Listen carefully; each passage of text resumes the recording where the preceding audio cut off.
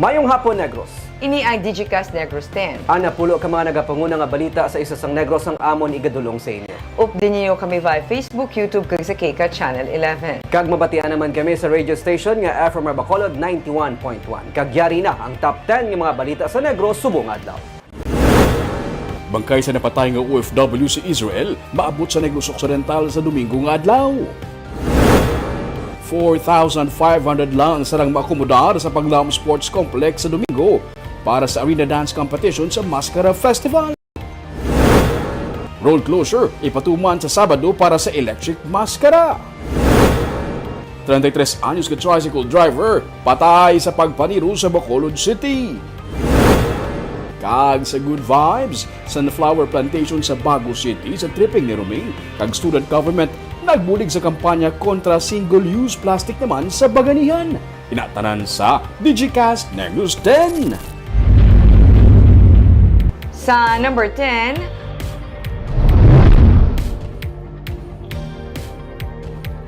wala sang weather disturbance nga nakita ang pag-asa sa sulod sa Philippine Area of Responsibility. Samtang nagsugod naman ang northeast monsoon o kun amihan.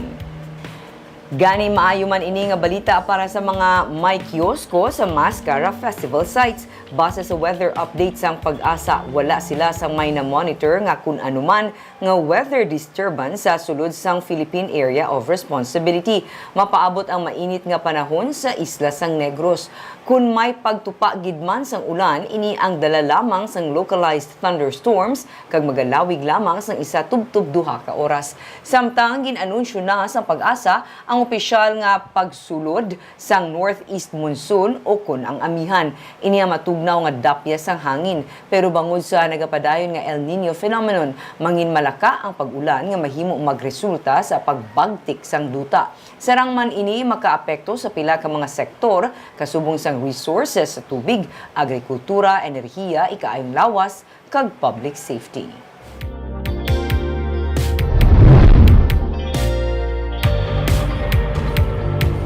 Sa number 9, syudad sang La Carlota ang gindeklarar na nga may zero open defecation. Samtang bag-o nga wing sang Don Salvador Benedicto Memorial District Hospital ang gininaugurahan na.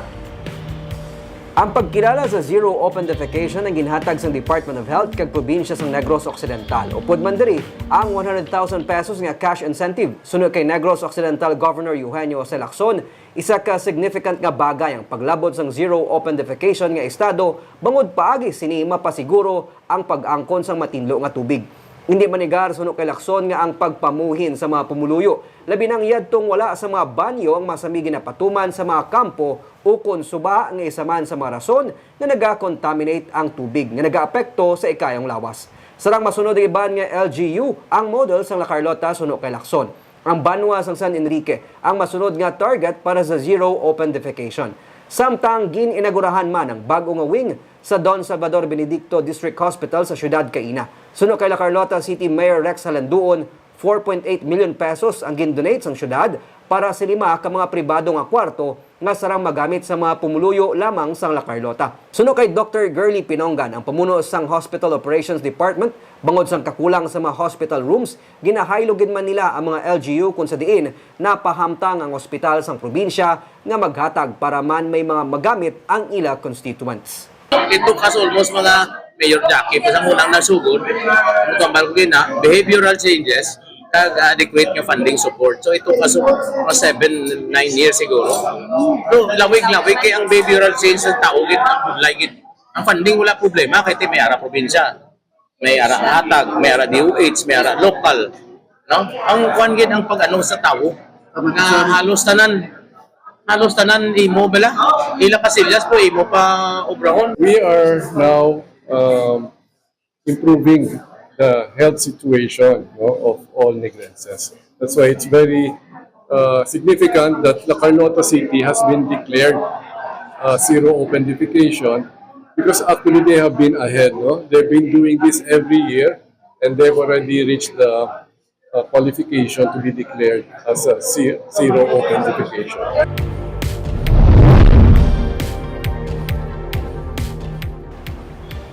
Sa number 8, Demolisyon ni patuman sa syudad sa mga illegal structures sa Vendors Plaza. Antes pamaniga demolish isang SM Prime Holdings Incorporated ang Manukan Country sa madason nga tuig, suguran sa City Legal Office Enforcement Unit ang pag-demolish sa mga illegal structures na lakip diri mga hayub-hayub kag mga baligyaan sa kaiping nga Vendors Plaza. Ang Vendors Plaza kabahin sa 3-hectare property sa reclamation area nga nalakip iga-develop sang SMPHI sa natukod nga public-private partnership upod sa Bacolod City LGU. Sandig sa kasugtanan sa tunga sang syudad kag SMPHI, tagaan sang higayon nga makapadayon sa pagbaligya hindi lang ang mga lehitimo nga tenant sa Manukan Country, kundi pati man ang mga flower shop sa likod sang base center nga sakop sang 40-year lease agreement. Sa Enero suguran sang SMPHI ang construction sang kapin 3.5 billion pesos nga development project sa reclamation area. Why na dapat sila kay why na nag-operate ang Vendors Plaza.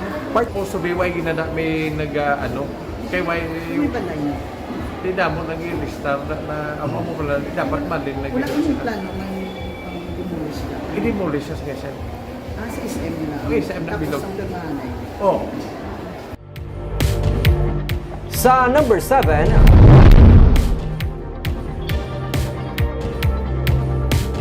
personal ginaligar nagbaton sang suhol kung may ara gidman ginapasungka sang pamuno sang bitaw. Ginsiling ni Bacolod Traffic Authority Office Head Police Major Junji Liba nga wala pa sang kasiguraduhan kung may personal gidman sang bitaw nga nagbaton sang bayad gikan sa nadakpan nga rider. Suno sa iya na ang ginipatudlo sa mga tagreklamo kung sino man ang nagbaton sang ila bayad apang wala sila sang may makilala sa mga bitaw personnel. Dugang sang bitaw head, liwat nila nga ipatawag ang duha ka rider kag pamangkuton kung sino gid ang nagbaton sang ila kwarta. Nagaligar ang rider nga nagnegosyar sila sa personal sang bitaw nga maghatag na lang sang 1,500 pesos kabaylo sang pagkuha sang ilang motorsiklo nga hindi na maglabay sa cashier kag wala sang resibo. Bisan hindi pa sigurado nga may natabo gid man nga bayranay, ginpasiguro ni Liba nga manabat ang natungdan kon mapamatud-an ang ini nga alegasyon. Ginpandaman man sini ang iban pa nga mga personnel sang bitaw. Ginpasiguro man sini nga ang bitaw wala nagatolerar sa mga modus o kon korupsyon sa iya liderato. Damlag pa ining rason sang pagsulong ni Councilor Alvictor Espino sa ilang atalatapan kag ginhalinan sang alegasyon sang pagpamahog sang konsehal nga may dala nga pusil. Pero suno kay Espino nakahibalo siya nga gun ban period na gani hindi matuod nga may ginataklo siya nga pusil sa pagsulod sa ila opisina.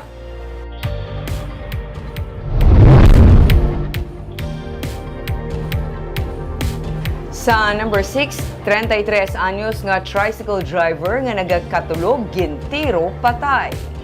Igos ang bala sang pusil sa ulo ang ginangkon ni Kenneth Argelies nga nagresulta sa iya hinali nga kamatayon.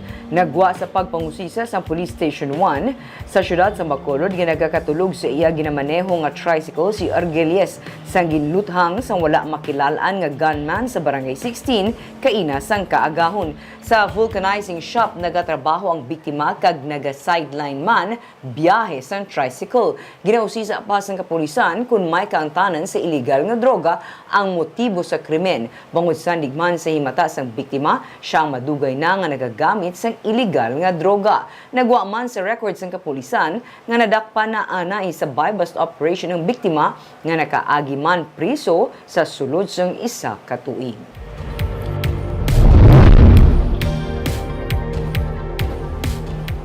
Sa number 5, may road closure nga ipatuman para sa electric mascara sa Sabado. Buwas na sa gabing electric mascara, gani may road closure nga ipatuman ng Bacolod Traffic Authority Office. Base sa announcement, humalin lasay sa gabi tugtublas 8, siradaan ang circumferential road. Antes ang crossing sang St. Francis Street ukon ang dalan pasulod sa Doña Juliana Heights. Sa norte nga bahin, siradaan naman halin sa Lopez East. Ini para matagaan sang ligwa mga performers kag mga audience nga magabantay sa dalan. Halin sa the Upper East, ang mga performers ang magatabok sa Bacolod City Government Center grounds kung sa diin maga-perform kag iga-judge. Pagkatapos ang float parade, magasunod naman ang Electric Divas nga maga-showdown. Ang Electric Mascara ay isa sa mga highlights sang tuigan nga Mascara Festival.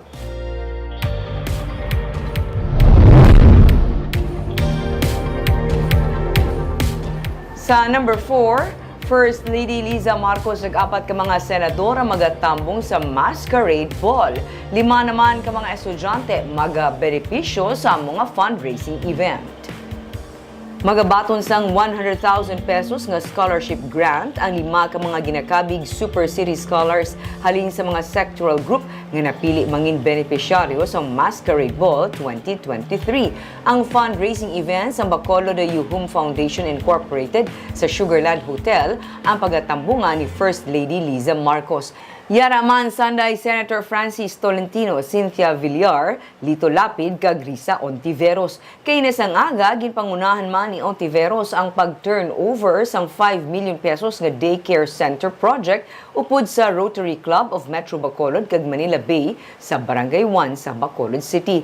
Kaupod sa seremonya si Mayor Albi Benitez, Rotary Club International District Governor Mate Espina kag mga barangay officials.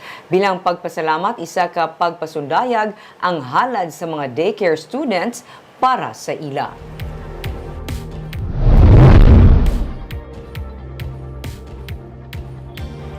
Sa number 3, 4,500 lang ang sarang maakomodar sa Paglaom Sports Complex para sa Arena Dance Competition sa Mascara Festival. Sa karon, masako na ang preparasyon sa venue. May stage na sa sulod sa Paglaom Sports Complex para sa Arena Dance Competition sa Mascara Festival 2023. Sa tungasang stage, kag sang grandstand maga-perform mga mascara dancers. Masako ng pagplastar sa mga suga kag sound system. Gin-announce ang Bacolod Yuhum Foundation Incorporated nga 4,500 tickets lang ang ilang nga ginprint para sa seguridad man kag safety sa mga tumalanaw. Ginabisuhan ng iban nga mga luyag makasaksi live sang performance nga sa karsada magbantay sa performers nga magalabay naman sa Araneta Street pakadto sa Paglaom. Sarang man malantaw ang live performance sa Facebook page sang Bacolod Yuhum Foundation Incorporated. Sa number 2,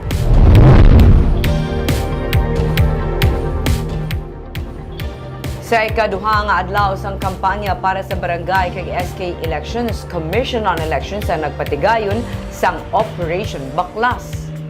Sa Bacolod City, mga tarpaulin kag iban pa nga campaign materials nga wala sa designated nga poster areas ang ginpangkakas. Ehemplo ang mga yara sa poste o kung sa mga kahoy. Suno kay Provincial Election Supervisor Ian Lee Ananoria, isa ini ka simultaneous activity kag sa Oktubre 27 ang madason nga Operation Baklas. Hindi lamang ang mga wala sa common poster areas ang pagakakson, kundi pati man ang mga wala nagasunod sa size, sandig sa requirements para sa mga campaign materials. Bisan pa ang wala na butangan sang paid for. Depende naman sa election officer suno kay Ananoria kung pasakaan sang reklamo ang mga yadtong nagsupa. Samtang nagdangat na sa 157 ang show cause order nga naserbe ang probinsya angon sa premature campaigning. Ang 8 nga nagdugang ang ginserbe sa mga kandidato sa La Castellana. I can actually do it anytime. October, no? 20 and 27? Yes. 27. 27. Sir, so far, kumusta sir?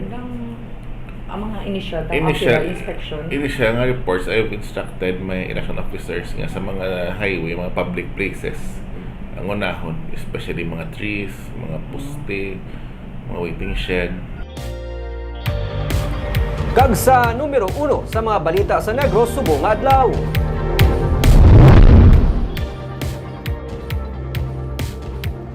Sa Domingo, ginalauman ang pag-abot sang napatay nga Negrense caregiver sa Israel bangod sang kinagamo.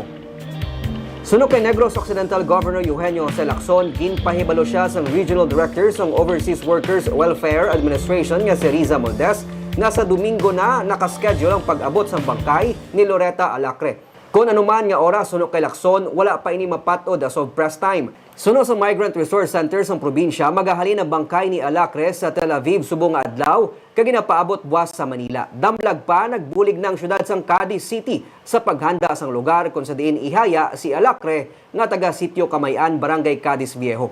Ginsiling ni Cadiz Mayor Salvador Escalante Jr. damlag pa nga ilaman ginahandaan ang posible nga pagbisita ni Presidente Ferdinand Marcos Jr. sa haya. As of press time, wala pa man sang opisyal nga pahayag bahin sa amo nga pagbisita. Because right now, damo gabulig. Okay? just recently, the Speaker of the House contributed 500,000. So after all this is done, we'll see where we can come in. Para at least medyo significant man no, ang contribution sa province. By the way, I was already informed by the regional director of OWA, si Ma'am Risa Moldes, that the remains is coming here Sunday. Sunday?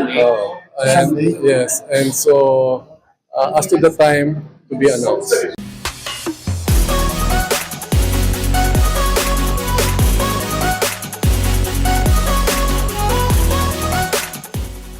Kaagyanin naman ang mga pampagood vibes nga pabalo namon sa inyo sa Sininga Weekend.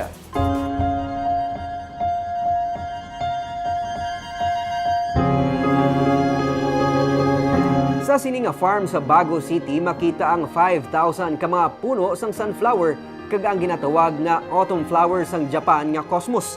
Subong nga nagabutlak ang adlaw, mas nagatahom ang mga dalagko nga bulak sang sunflower. Kag ginapatahom pagid sa mga cosmos o kon autumn flowers sang Japan sa tupad lang sini. Aton inilagawan buwas sa tripping ni Ruming.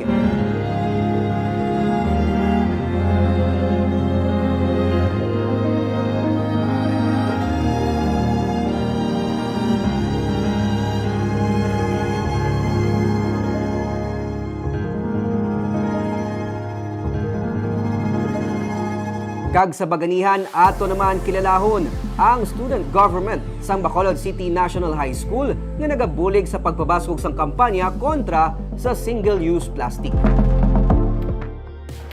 Barbs, ang sunflower farm, isa ni sa mga gusto ko man katuan kayo, po ko di kakadto. Ay, wala. Lapit lang, Nick, and malingaw ka kay katahong sa lugar. Bantayan to na sa tripping ni Ruming. Kag isa pagid Barbs sa Sunday, sa baganihan naman na, mga estudyante sila pero sa lamaharo nila nga edad.